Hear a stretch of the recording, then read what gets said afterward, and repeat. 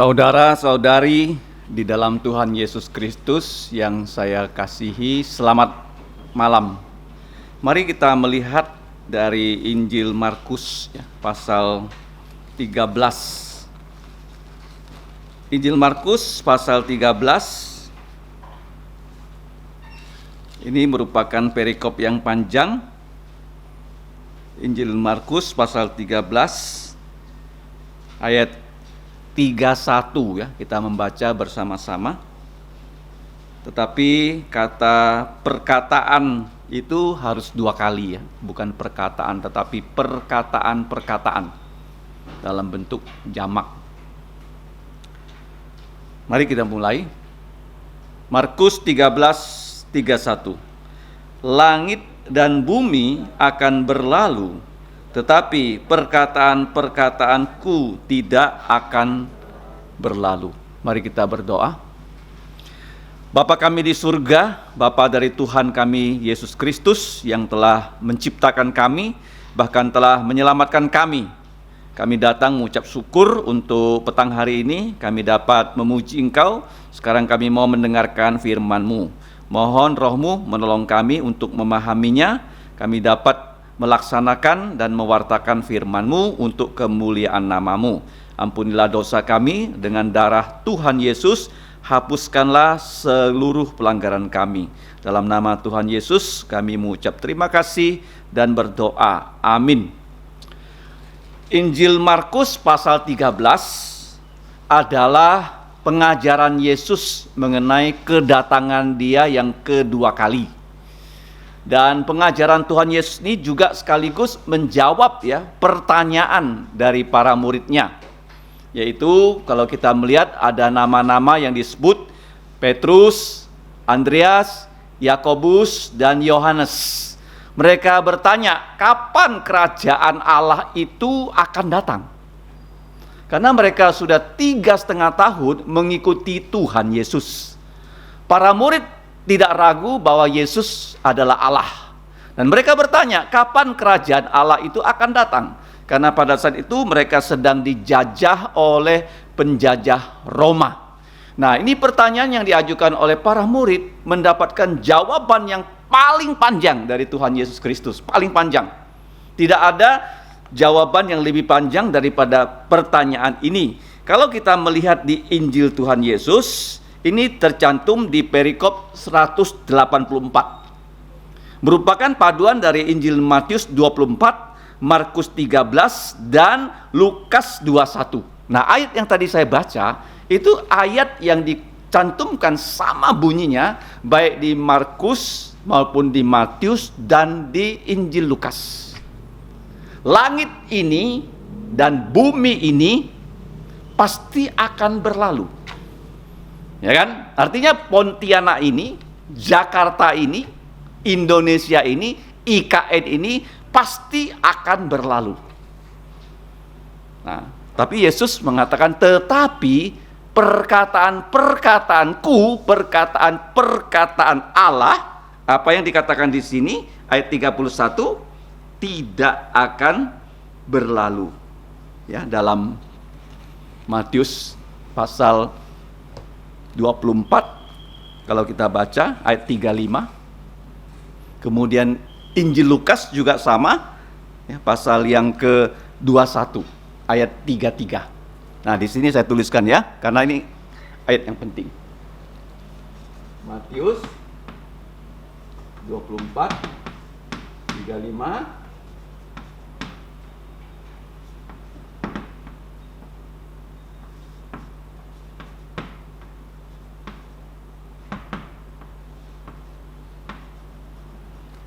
Lukas 21:33. Nah, mengapa Tuhan Yesus mengajar begitu panjang ya tentang kedatangan Dia yang kedua kali? Nah, hari ini kita akan belajar bagaimana kita melihat tanda-tanda kedatangan Tuhan Yesus yang kedua kali. Nah, kalau kita melihat dalam Injil Matius 24 maupun Injil Markus 13 dan Lukas 21, itu ada 6 tanda yang sebenarnya sudah terjadi dan terus terjadi ya sampai Yesus datang kedua kali. Apa saja tanda Tuhan Yesus akan datang kedua kali? Itu seperti seorang ibu yang sudah hamil 9 bulan. Sebelum dia melahirkan, pasti didahului dengan tanda rasa sakit. Sakit, kemudian sakit, sakitnya semakin dekat, sakitnya semakin tinggi ataupun semakin sakit. Akhirnya sakit yang terakhir, anaknya dilahirkan. Nah, apa itu tanda yang pertama? Tanda yang pertama adalah dalam huruf A. B, C, D, dan F dan G ya. Nah, A itu adalah antikristus ataupun antikristen ataupun aspal, kekristenan yang palsu. Nah, seperti zaman sekarang kalau kita melihat apa yang terjadi di Indonesia, ada agama yang tertentu sekarang mencoba dia memadukan dengan kekristenan. Tidak pernah kita sangka sebelumnya. Itu yang pertama ya. Orang tidak mau percaya Yesus seperti yang diajarkan oleh Alkitab. Mereka ingin mengikuti Yesus seperti yang mereka bayangkan. Makanya yang pertama adalah antikristus dan sebenarnya antikristen. Tanda yang kedua kalau kita simak dalam Injil Matius dan juga Markus dan Lukas, bangsa bangkit melawan bangsa. B.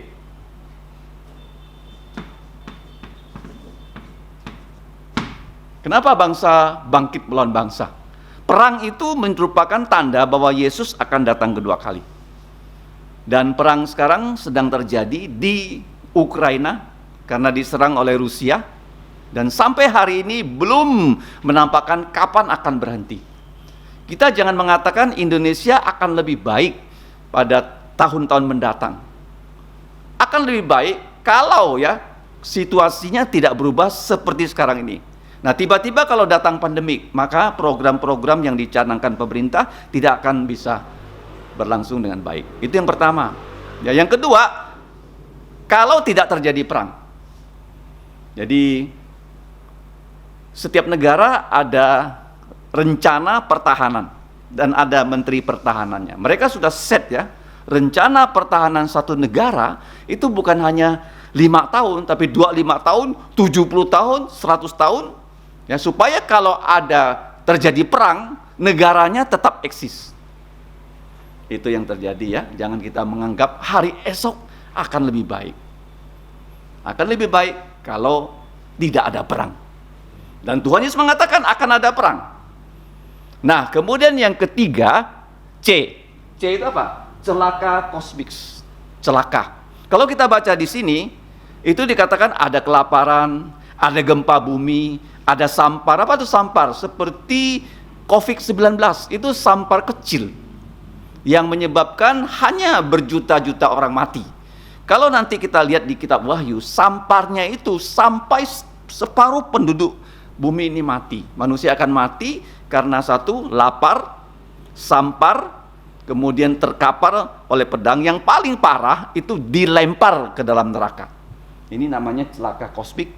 Dan gempa-gempa bumi itu setiap minggu pasti terjadi ya di bumi ini. Itu tanda yang ketiga. D. Dosa makin merajalela. Dosa apa yang paling merajalela di akhir zaman ini? Sebelumnya tahun 70-an itu tidak begitu kentara. Kalau sekarang kentara sekali, yaitu dosa LGBT. Ya kan? LGBT. Kenapa LGBT? Karena dunia akan seperti Sodom Gomora dan seperti zaman Nuh sebelum Yesus datang kedua kali. Itu nggak bisa dicegah. D. Dosa makin merajalela dan kasih manusia semakin dingin. Semakin dingin. Manusia semakin mengasihi dirinya sendiri dan manusia tidak mengasihi orang lain. Kemudian E, ya saya nanti akan jelaskan. E itu yang bisa kita lakukan. Tanda untuk gereja. F itu fakta pembinasa keji itu akan dilaksanakan kalau kita lihat dalam kitab Daniel. Mari kita buka. Daniel pasal yang ke-9 ayat 27. Nah, di situ dikatakan oleh Alkitab Daniel 9:27, bahwa pada akhir zaman itu raja itu akan membuat perjanjian itu menjadi berat untuk banyak orang selama 1 x 7 masa. Pada pertengahan 7 masa itu ia akan menghentikan korban sembelihan dan korban santapan, dan di atas sayap kekejian akan datang yang membinasakan sampai pemusnahan yang telah ditetapkan menimpa yang membinasakan itu. Nah, kalau kita membaca ya mulai ya dari pasal 9 ayat 24 ya. 24 itu ada satu nubuatan yang sangat unik ya mengenai 7 x 7 masa ya. 70 x 7 masa. Ayat 24, 70 x 7 masa telah ditetapkan atas bangsamu dan atas kotamu yang kudus untuk melenyapkan kefasikan, untuk mengakhiri dosa, untuk menghapus kesalahan, untuk mendatangkan keadilan yang kekal, untuk menggenapkan penglihatan dan nabi, dan untuk mengurapi yang maha kudus. Jadi ini merupakan nubuatan yang penting ya, yang perlu kita ingat ya, yang disampaikan oleh Nabi Daniel. 70 masa. Nah, kata masa ini sebenarnya 70 sabat. Ya, 70 sabat itu artinya 70 minggu. Ya, 70 minggu ya, itu sebenarnya 70 ya, kali 7 tahun. Ya, 70 kali 7 tahun. Kenapa 70 kali 7 tahun ya? Karena Tuhan sudah menetapkan ya 70 kali 7 tahun ini merupakan kesudahan dunia. Dan dari 70 kali 7 itu 69 kali 7 sudah diselesaikan. Tinggal 1 kali 7 yang belum. Nah, kalian masih ingat ya bahwa waktu orang Israel dibuang ke Babel, itu mereka dikatakan hanya akan dibuang 70 tahun. Orang Tionghoa dari Tiongkok datang ke Indonesia tidak pernah pulang ke Tiongkok. Kemarin saya baru bertemu dengan ayahnya Sherlyn. Dia bilang kakeknya itu dari Tiongkok. Waktu datang dari Tiongkok umurnya baru 6 tahun. Dia mengatakan naik kapal dari Tiongkok ke Asia Tenggara. Orang Tionghoa ada yang tiba di Malaysia, Singapura, Indonesia. Menurut paman saya, kapal kalau langsung itu 7 hari. Tetapi kalau kapalnya dari kakeknya Sherlyn itu 2 bulan. Mereka mendayung perahu dari Tiongkok, saking miskinnya orang Tiongkok, dan mereka membawa bekal bukan beras tapi ubi. Ubi itu 1 kapal, dan setiap hari mereka makan ubi yang tidak dimasak. Nah, orang Tionghoa yang di Indonesia, mereka tidak pernah lagi pulang ke Tiongkok. Tetapi orang Yahudi yang dibawa ya keluar ke Babel oleh Raja Nebukadnezar, Tuhan mengatakan kepada Nabi Yeremia 70 tahun. Dan siapa yang pertama dibawa? Orang itu bernama Daniel. Daniel waktu dibawa ke Babel pada tahun 606 sebelum Masehi. Jadi Daniel ini bukan hanya dia ditawan di Babel, dia diberi kesempatan menjadi perdana menteri loh dari 3 kerajaan di sana. Kerajaan Babel, ya, kemudian kita lihat ya, kemudian kerajaan Persia, dia menjadi perdana menteri.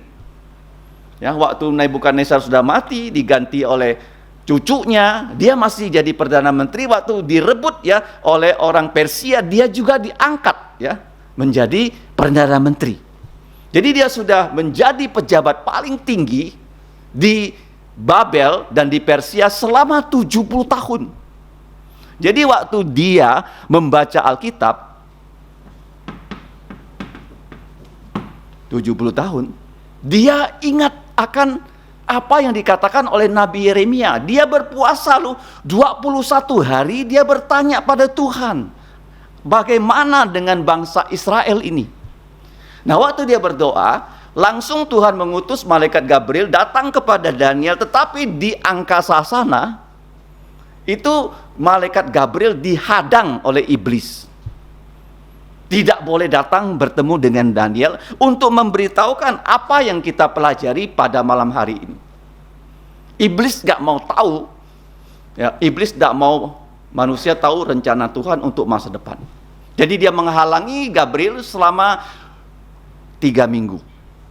Daniel berpuasa 3 minggu. Akhirnya Tuhan mengutus malaikat Mikael melawan iblis, baru Gabriel dibebaskan dan Gabriel itu dapat bertemu dengan Daniel. Nah, satu di antara banyak yang dikatakan oleh Gabriel kepada Daniel adalah mengenai 70 minggu, 70 sabat. 70 kali 7 tahun. Nah, Tuhan berkata, bagaimana menggunakan 70 kali 7 tahun? Yang pertama, 7 kali 1 itu dipakai untuk membangun kembali bait Allah. 7 kali 7 ya, maaf bukan 7 kali 1 ya. Jadi 49 tahun. Mereka pakai untuk membangun bait Allah kembali. Selesai loh. Bait Allah waktu Yesus melayani itu bait Allah yang kedua. Bait Allah yang pertama yang dibangun oleh Salomo sudah diruntuhkan oleh Raja Nebukadnezar 586 sebelum Masehi. Mereka tidak punya bait Allah. 586. Baru bait Allah itu dibangun oleh Jerubabel dan dipercantik oleh Raja Herodes. Waktu Yesus melayani, Yesus sering masuk ke bait Allah. Itu bait Allah kedua. Paham ya? Dikatakan 7 kali 7, 49 tahun. Nah, tahunnya orang Yahudi tidak sama dengan tahun kita loh. Tahun kita itu 365 hari. Kalau tahun orang Yahudi itu 300 hari. 360 hari, bukan 365 ya. Oke. Kemudian dikatakan lagi, kalau kamu baca ya, dalam Daniel 9, 62 kali 7, ya, itu juga sudah dilaksanakan. Kapan itu? Waktu Yesus disalibkan, waktu Yesus bangkit dari kematian, waktu Yesus naik ke sorga. Jadi begini ya, tabelnya ya, kelihatan nggak ya? Nah, agak tidak kelihatan ya. Jadi ini 7 kali 7, ya, 62 kali 7. Ini sampai Yesus disalibkan di sini ya. Nah, sampai Tuhan Yesus disalibkan, itu sudah dipakai 69 sabat. 69 kali 7. Ya, 69 kali 7 tahun sudah selesai dipakai. Nah, tetapi ada satu ya, 7 yang terakhir. Karena ini 69, makanya ada 7 kali 1 ya. 1 ya kali 7 itu yang belum terjadi. Kapan itu akan terjadi? Itu akan terjadi di zaman ya sekarang. Kapan terjadi? Belum ya.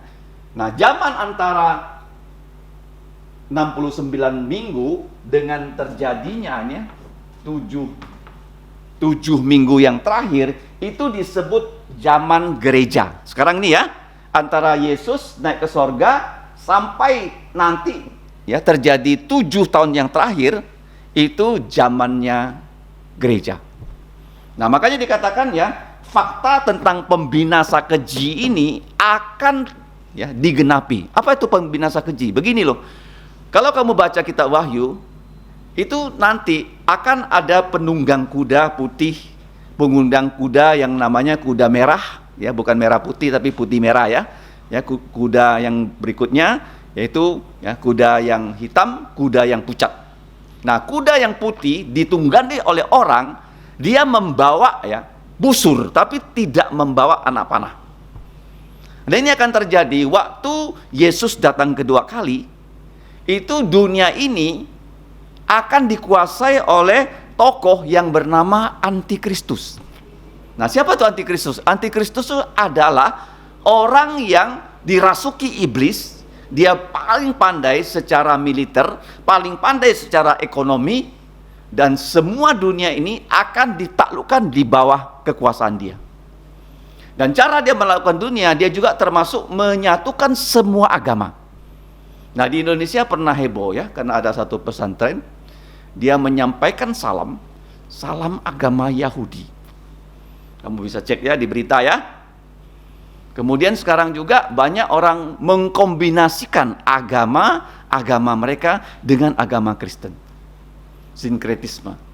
Nah, karena betul nanti suatu saat semua agama akan disatukan oleh antikristus. Waktu agama-agama disatukan oleh antikristus, antikristus itu akan menawarkan platform perdamaian dunia, bahwa dunia ini berada di satu kekuasaan dan tidak ada lagi ya orang yang akan berperang karena agama waktu itu.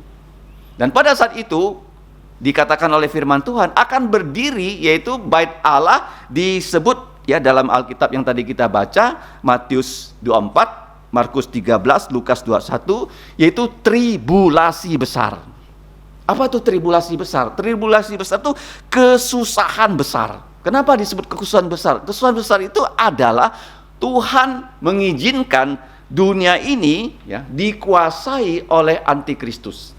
Nah, waktu Tuhan mengizinkan antikristus berkuasa atas dunia ini, antikristus itu kenapa bisa berkuasa? Karena dia menawarkan perdamaian di dunia ini di bawah kekuasaannya. Jadi pada saat itu Israel yang seringnya berperang dengan Arab akan didamaikan oleh antikristus. Mereka akan berdamai dan orang Arab itu tidak akan keberatan di mana Israel boleh membangun bait Allah di kota Yerusalem. Menurut kitab Wahyu. Kenapa bait Allah itu harus dibangun? Karena seperti Yesus pernah masuk di bait Allah dan Yesus disembah oleh para muridnya. Jadi antikristus juga pada tahun yang ke-3,5, karena ini adalah 7 tahun, ingat ya, akan dibagi menjadi 3,5 tahun damai, semu, 3,5 tahun. Nah, inilah yang disebut tribulasi besar. 3,5 tahun antikristus itu menawarkan perdamaian dan semua manusia damai, tidak ada perang pada zaman itu dan semua agama bersatu. Siapa yang bisa menyatukan agama seluruh dunia? Gereja Roma Katolik, Paus ya. Nah, kenapa Paus bisa menyatukan agama? Karena untuk Paus menyatukan agama tidak ada masalah. Karena Paus itu adalah kepala dari agama Roma Katolik yang sudah mengadopsi tradisi semua agama-agama kafir pada saat gereja Kristen ya dibuat menjadi gereja Roma Katolik. Ya, jadi banyak praktek dari gereja Roma Katolik tidak ada dalam Alkitab. Itu yang disebut sinkretisme. Itu gereja Roma Katolik. Jadi gereja Roma Katolik akan menyatukan bukan hanya gereja Protestan, tapi semua agama di bawah ya gereja Roma Katolik. Ini yang dinamakan apa? Agama universal. Nah, tetapi pada 3,5 tahun dari perjanjian itu tadi yang kita baca, pembinasa keji itu siapa? Manusia, tapi dia memiliki kuasa dari iblis yang disebut antikristus. Dia akan membubarkan semua agama. Nggak boleh lagi pada 3,5 tahun itu ada agama. Kenapa begitu? Karena dia akan masuk, ya tadi yang kita baca, ke dalam bait Allah untuk mengumumkan kepada dunia, dia adalah Kristus yang harus disembah oleh seluruh dunia. Jadi semua agama dia bubarkan. Nah, pada saat itu, apa yang terjadi yang kita baca tadi? Kesusahan besar akan berlangsung di muka bumi ini, dan manusia yang pada saat itu masih percaya kepada Alkitab hanyalah orang-orang Yahudi. Kenapa begitu? Karena antara 69 minggu ataupun 69 tahun kali 7 tahun sampai dengan 7 tahun yang terakhir itu disebut zaman bangsa-bangsa atau gereja para orang yang tidak bersunat. Nah, pada saatnya dimulai antikristus bertahta di muka bumi ini, tidak ada lagi orang Kristen yang bukan Yahudi. Apa yang terjadi dengan kita? Kita ini akan diangkat ke angkasa loh. Jadi Tuhan Yesus datang kedua kali, dia tidak datang langsung ke bumi loh. Kalau kamu baca kitab Wahyu. Nah, waktu Yesus datang pertama kali, dia akan datang di angkasa, di awan-awan, seperti waktu Yesus naik ke sorga, murid-muridnya melihat dia naik ke awan-awan, dan malaikat berkata pada muridnya, Yesus akan datang dengan cara yang sama. Jadi akan datang di awan, dan orang-orang yang percaya Yesus akan diangkat ke angkasa. Bagaimana kita bisa terangkat ke angkasa? Kita akan diberi tubuh seperti Yesus. Kalau kamu baca kitab 1 Korintus pasal 15, tubuh mulia. Nah, kalau kita ditanya, kenapa kamu mau jadi orang Kristen? Karena kita akan diberi tubuh mulia. Tubuh Yesus yang sudah bangkit dari kematian. Tubuh yang tidak bisa mati, tubuh yang tidak dibatasi oleh ruang. Jadi waktu Yesus dia datang ke tempat murid-muridnya berkumpul dalam keadaan pintu yang tertutup, dia nggak perlu ketuk-ketuk pintu, dia langsung masuk. Waktu Yesus naik ke sorga, dia juga tidak perlu naik pesawat dan naik roket. Nah, waktu Yesus datang di angkasa, jadi dia menyuruh semua yang percaya pada dia, yang sudah mati, bangkit dulu. Ya. Nah, kalau orang sudah mati dalam Tuhan Yesus, ada yang umurnya sudah 80 tahun seperti ibu saya, seperti itu kiukungnya Elizabeth kan, juga sudah 80-an.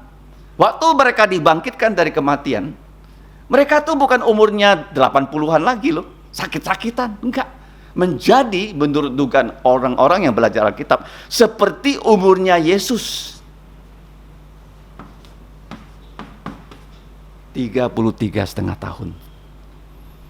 Nah, tahun ini saya berusia 60 tahun. Nanti kalau Yesus datang, saya akan menjadi umur berapa? 33,5 tahun. Di sini ada yang umurnya masih belasan tahun, belum 20 tahun. Jadi waktu Yesus datang langsung diubah menjadi 33,5 tahun. Kenapa begitu? Waktu Tuhan menciptakan Adam, Tuhan tidak menciptakan bayi loh. Langsung orang dewasa kan? Langsung diciptakan Hawa, mereka bisa menjadi suami istri. Gak usah nunggu Adam masih baby, masih merangkak. Kemudian baru belajar berjalan. Enggak, langsung dewasa. Jadi waktu Yesus datang, dia memberikan semua orang yang percaya pada dia dengan tubuhmu yang mulia. Makanya orang yang percaya Yesus tidak boleh kalau dia mati dibakar atau dikremasi.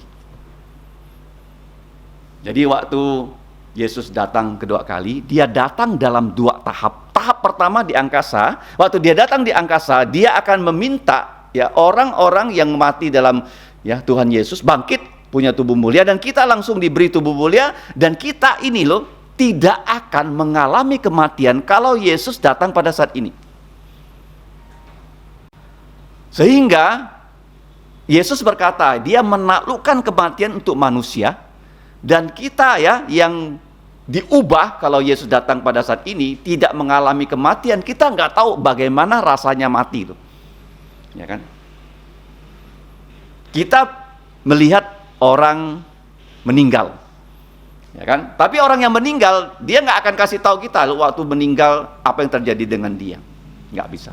Hanya Alkitab mengatakan loh, kalau orang itu napasnya putus, langsung kalau dia percaya Yesus karena dosanya sudah dihapus dengan darah Yesus, sudah diampuni, dia langsung dijemput malaikat-malaikat, dibawa ke sorga. Kalau dia tidak percaya Yesus, dia juga langsung rohnya ditangkap, dibuang ke dalam neraka. Neraka itu apa? Tempat bukan untuk manusia loh. Neraka itu Tuhan buat untuk setan dan roh jahat. Tadi kita bacakan, Tuhan tidak mau ada orang yang masuk ke situ. Dia ingin semua kita manusia percaya Yesus tuh. Dia ingin kita semua percaya Yesus, supaya jangan sampai waktu kita mati kita dilempar dengan terpaksa ke dalam neraka. Neraka itu Alkitab yang mengatakan kepada kita seperti apa. Nggak ada orang yang pernah ke neraka bilang sama kita, oh SMS neraka tuh begini, begitu. Nggak bisa. Kalau kamu baca ada orang mengatakan pernah ke neraka begini begitu, itu bohong. Bohong. Siapa yang tahu neraka dan surga? Hanya Tuhan Yesus loh. Paulus yang pernah dibawa ke surga, dia nggak berani ngomong loh. Kalau sekarang kan banyak ajaran palsu di internet mengatakan, oh saya dibawa ke neraka begini nerakanya, saya dibawa surga begini. Nggak benar. Paulus saja yang dibawa ke surga, dia bilang dia nggak boleh ngomong. Selain Yesus yang memberitahu pada kita, neraka itu apinya tidak padam, ulatnya tidak mati, dan di situ ada kertak gigi, kegelapan, dan satu orang yang dihukum dengan orang yang dihukum lainnya tidak akan pernah ketemu. Jadi kalau kamu mengatakan pada orang tentang Yesus, orang itu percaya Yesus, kamu menyelamatkan dia lebih daripada dia sakit kanker, kamu kasih obat dia sembuh loh. Kalau orang sakit kanker diberi obat sembuh, dia nanti mati lagi loh. Betul nggak? Seperti Lazarus di bangkitan Yesus, dia mati lagi. Tetapi kalau dia mengenal Yesus yang kita beritakan yang sudah bangkit, dia akan hidup selama-lamanya. Jadi pembinasa keji ini akan menjadi fakta. Pada saat kapan itu? 3,5 tahun yang terakhir. Nah, waktu 3,5 tahun yang terakhir ini, Tuhan akan menimpakan tulahnya ke muka bumi ini. Kenapa? Karena orang yang ada di muka bumi ini tidak mau percaya Yesus. Dan di bumi ini karena tidak ada tempat yang aman, maka ya orang yang percaya Yesus semuanya diangkat ke sorga. Sehingga bumi ini akan ditimpa bencana. Ya, bencananya itu dalam bentuk sampar, lapar, perang. Ya, bahkan ya terjadi matahari tidak bersinar, bulan tidak bersinar, bahkan laut dan sungai dibuat jadi darah dan sebagainya. Kalau kamu baca di kitab Wahyu dari pasal 6 sampai pasal 19. Jadi separuh penduduk bumi ini mati. Nah, pada saat itu yang disebut tribulasi besar, kesusahan besar, yang menjadi saksi untuk Tuhan Yesus di muka bumi ini bukan lagi kita orang yang tidak bersunat. Yang menjadi saksi adalah orang-orang Yahudi. Kalau kamu baca, sengaja Allah memeteraikan ada setiap suku dari 12 suku, masing-masing suku 12.000 kali 12 suku itu 144.000 pengabar Injil yang menjadi saksi untuk seluruh dunia. Nah, jadi waktu terjadi tribulasi besar seperti yang kita lihat. Sekarang kita hanya menyaksikan yang disebut ya, celaka kosmik ya, seperti COVID, ya, seperti gempa-gempa bumi, kelaparan, bencana-bencana alam, itu adalah tanda-tanda kecil. Ya. Kemudian tribulasi besar ini bisa kita baca di Wahyu pasal 6 sampai pasal 19. Kalau Tuhan izinkan ya, setelah seri 2 Petrus di gereja, kita akan belajar kitab Wahyu di kebaktian pagi. Nah, kemudian tanda yang pertama A, B, C, D, E ya. E-nya belum ya, F, G. Nah, G ini apa? G ini adalah genapi ya, nubuatan tentang Israel. Nah, kalau kita baca tadi dalam Markus pasal 13, Matius juga pasal 24, dan Lukas pasal yang ke-21, ada dikatakan kalau kamu ya para muridku melihat ya pohon ara sudah berbunga dan akan segera menghasilkan buah, maka itu artinya kedatangan Putra Manusia itu sudah dekat. Itu kalau kita lihat ya di dalam Injil Matius 24 ayat 29. Kemudian ya kalau kita lihat juga ya di dalam kitab Lukas pasal 21 ya ayat 25 dan seterusnya, di Injil Tuhan Yesus itu perikop yang ke-164.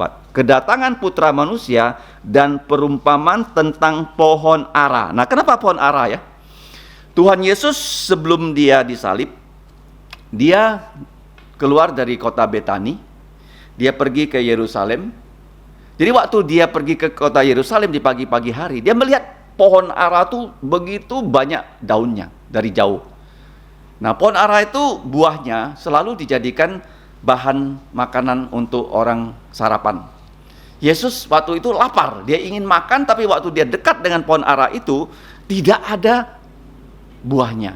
Padahal dikatakan bukan musim. Ya, bukan musim itu pada bulan 3-4 itu musim, bukan musim besar tapi musim kecil ya. Seperti sekarang ada durian ya, musim kecil, bukan musim besar. Ya, Tuhan Yesus bukan kejam ya, bukan musim kok pohonnya dikutuk ya. Artinya sudah musim kecil, belum musim besar. Nah, pohon ara itu melambangkan siapa sih? Melambangkan bangsa Israel yang dikutuk oleh Yesus loh. Sehingga pohon itu waktu Tuhan Yesus kutuk, tidak boleh lagi orang makan hasil dari buahmu. Pada saat dikutuk, pohon itu jadi bagaimana? Kering. Besoknya murid lewat lagi, lihat pohon itu sudah mati total. Itu melambangkan Israel pada saat mereka menyalibkan Yesus. Kesaksian untuk Injil itu ya, Tuhan Yesus bukan disampaikan oleh orang Israel loh. Oleh siapa? Oleh gerejanya Tuhan Yesus yang kebanyakan anggotanya adalah orang-orang yang bukan Yahudi.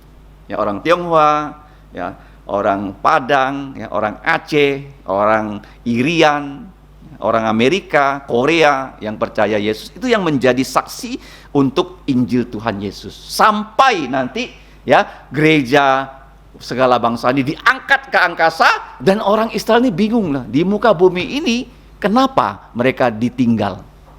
Mereka baru mau percaya kepada Injil Tuhan Yesus pada saat itu.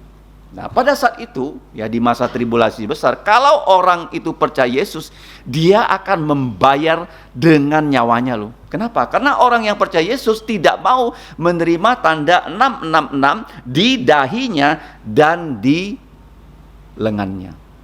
Beberapa saat yang lalu dikatakan oleh berita, Elon Musk itu diizinkan oleh Amerika mencoba chip yang boleh ditanamkan di kepala manusia.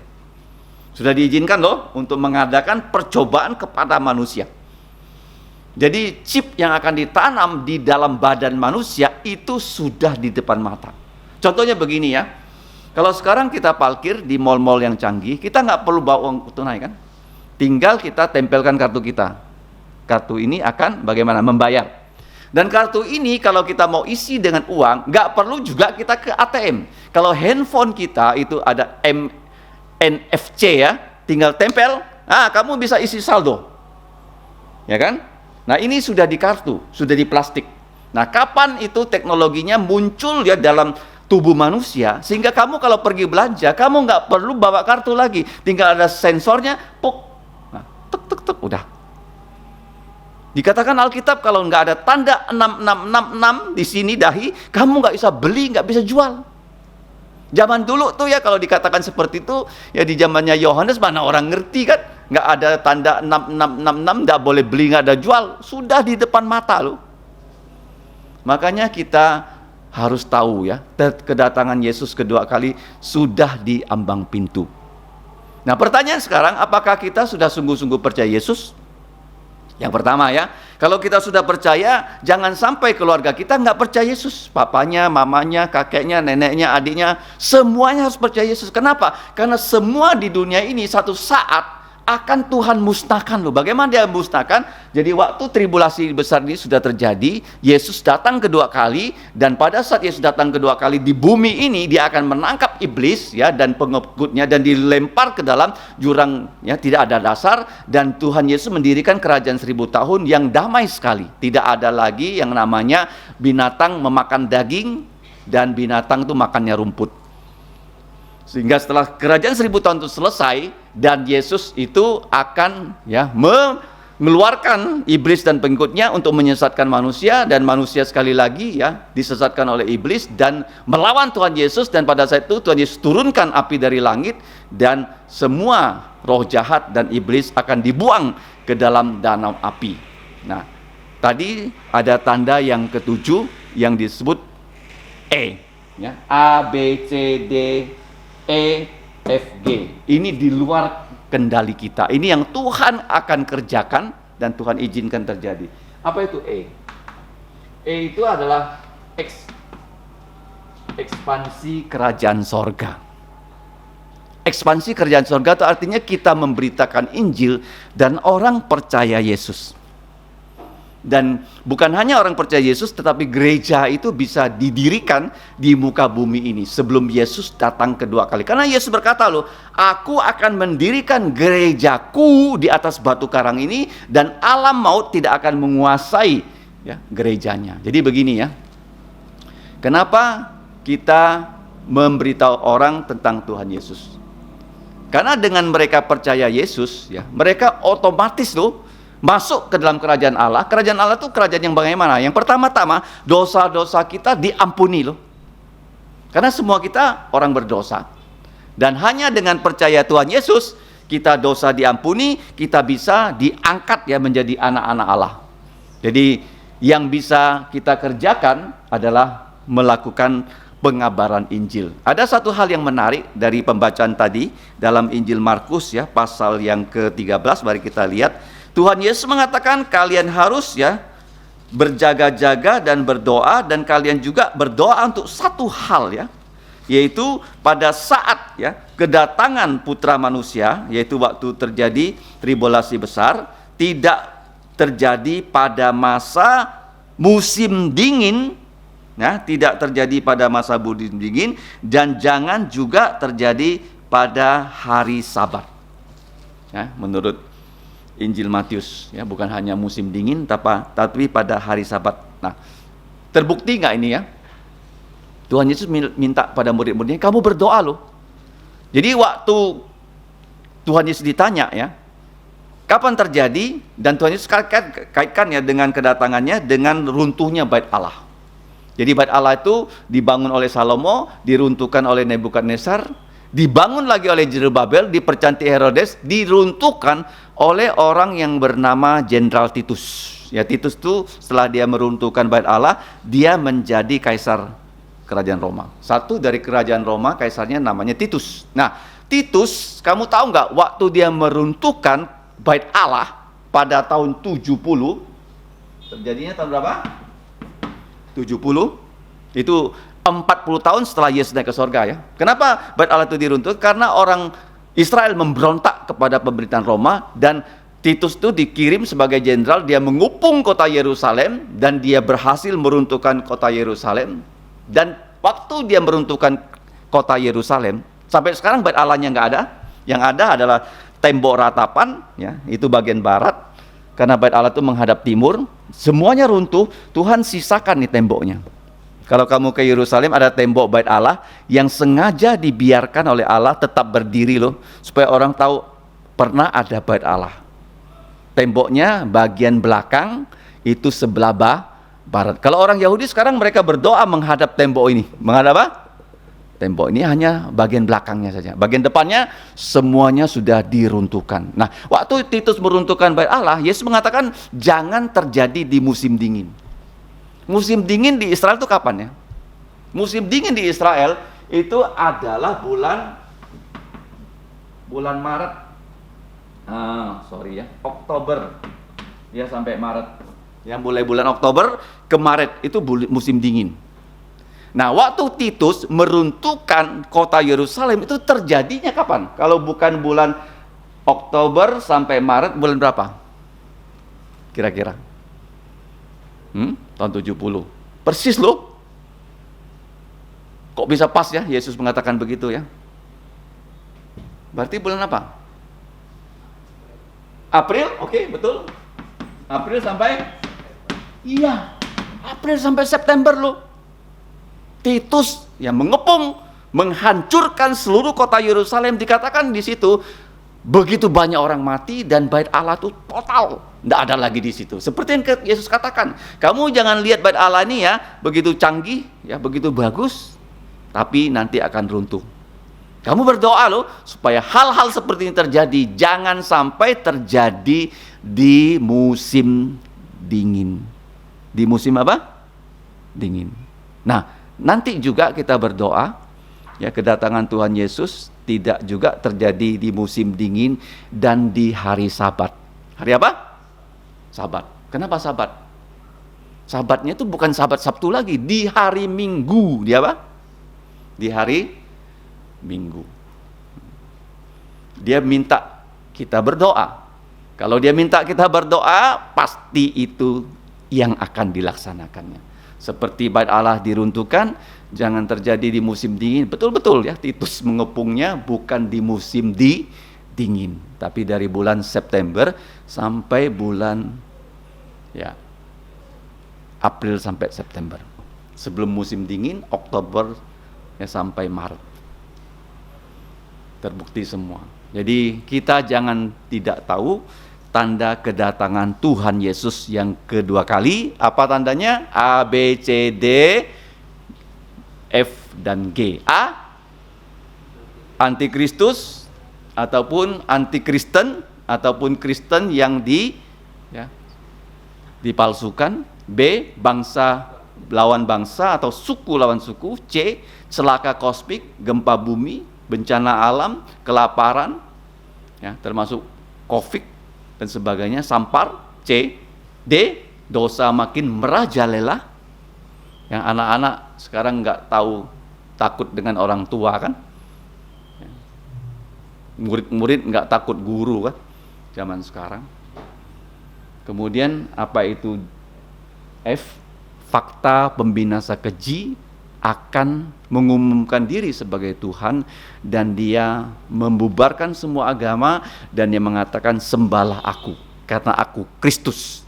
Dan dia menunjukkan pada dunia, ya, dia sudah seperti orang mati tapi dia bangkit dari kematian, sehingga semua dunia kagum sama dia loh, dan dunia menyembah dia. Dan semua dunia takluk pada dia dengan tanda apa? 6666. 666. Di mana itu? Bukan lagi di kartu, tapi di jidatnya dan di bahunya. Kalau tidak ada tanda itu, tidak boleh beli, tidak boleh jual. Kalau orang percaya Yesus, dia nggak mau. Konsekuensinya apa? Mati. Konsekuensinya apa? Mati. Jadi kalau orang percaya Yesus sekarang, ya, tidak akan dibunuh oleh antikristus. Tapi pada zaman itu, siapa yang percaya Yesus akan diburu dan dibunuh oleh antikristus. Kemudian G yang terakhir, genapi nubuat tentang Israel. Israel itu, ya, satu negara yang merdeka tidak seperti Indonesia. Israel merdeka tahun 1948, tanggal 14 Mei, dan mereka merdeka karena mereka sudah dipencar ke seluruh dunia, dan mereka kembali ke Israel pelan-pelan membeli tanah-tanah malaria, tanah-tanah jelek, baru setelah itu mereka memerdekakan negaranya. Kalau Indonesia kan penjajahnya pergi, kita merdeka. Kalau Israel bukan loh. Kenapa bisa merdeka? Karena Yesus berkata, dia akan jadi raja orang Israel. Yesus itu sedang menunggu, ya, waktu Israel sudah terdesak, ya, pada perang terakhir, mereka berteriak, ya, pada Tuhan, mana Mesias yang membantu kami? Yesus baru datang membantu mereka untuk menyelamatkan mereka. Kalau Yesus tidak turun menyelamatkan mereka, Israel ini sudah tidak ada. Kenapa harus ada? Karena Yesus harus menjadi raja orang Israel. Sampai berapa lama? 1000 tahun dan selamanya. Ini genapilah nubuat tentang Israel. Israel itu negaranya kecil loh. Kecil.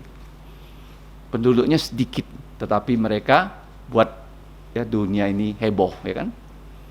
Penemuannya banyak terjadi di Israel, dan orang Israel itu, ya, banyak di Amerika. Orang Israel itu menguasai banyak hal di dunia ini, termasuk kalau kalian main Facebook. Facebook itu miliknya Mark Zuckerberg. Mark Zuckerberg itu orang Yahudi, ya kan? Orang Yahudi, ya. Walaupun mereka sedikit, tetapi mereka punya pengaruh yang besar di dunia ini, dan mereka akan bagaimana? Satu saat, ya, mengaku Yesus sebagai raja mereka.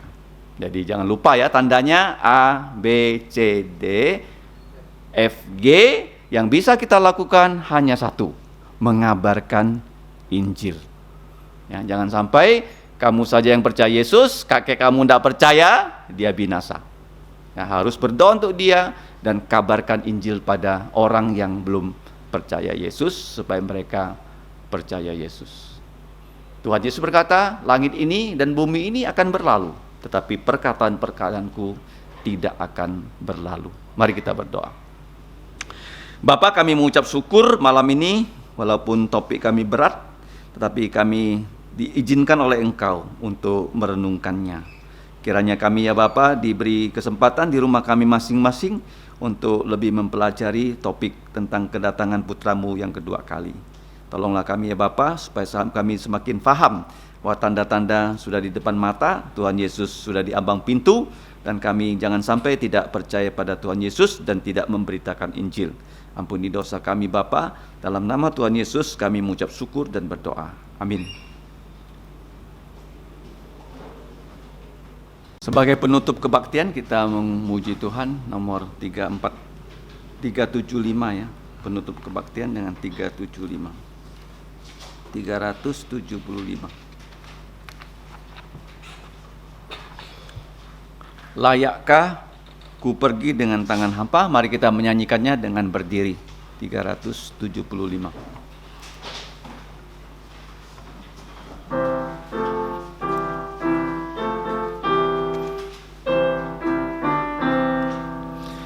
Bila Tuhan memanggilku, layakkah ku jumpa Dia? belum seorang pun ku bawa kembali pada Bapa. Tangan hampaku pulangkah jumpa Tuhan di sorga. Belum seorang pun ku bawa, layak aku jumpa Dia. Kini pulang tak ku sesal, ku telah diselamatkannya. Tapi jantungku sedihlah, kerjaku belum berbuah. Tangan hampaku pulangkah jumpa Tuhan di sorga. Belum seorang pun ku bawa, layak aku jumpa Dia. Ku rela serahkan diriku mengabarkan Injilnya. Bila sampai ajalku, aku pun telah siaplah. Tangan hampaku pulangkah jumpa Tuhan di sorga. Belum seorang pun ku bawa, layak aku jumpa Dia. Mari kita berdoa. Allah Bapa kami yang mengasihi kami dan menyelamatkan kami melalui Putra-Mu Tuhan Yesus Kristus, kembali kami mengucap terima kasih karena Engkau telah memimpin kebaktian kami dari awal sampai akhir. Tibalah saatnya Bapa, kami akan pulang ke rumah kami masing-masing. Kami menyerahkan hidup kami kembali ke dalam pimpinan Engkau. Mulai dari anak-anak yang masih kecil, mereka yang sedang sekolah, yang akan menghadapi yaitu penilaian dan sumatif akhir dari tahun ajaran, bahkan mereka yang bekerja, bahkan mereka yang menjadi ibu rumah tangga, dan kami yang melayani Engkau sepenuh waktu. Kami serahkan kehidupan kami ke dalam pimpinan Engkau. Kiranya kami dapat menjadi saksi Tuhan Yesus yang memuliakan nama-Mu dimanapun Engkau mengutus kami. Lindungilah kami ya Bapa dari segala mara bahaya dan dari segala yang jahat, supaya kami dapat terus bersandar pada Engkau melalui firman-Mu dan melalui kuasa Roh Kudus. Kami serahkan hidup kami Bapa, kami berdoa dan mengucap syukur hanya di dalam nama Tuhan Yesus. Amin. Amin. Amin.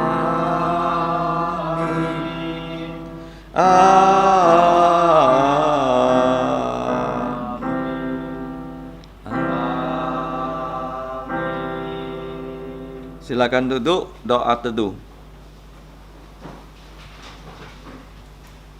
4:24 Tuhan memberkatimu dan melindungimu.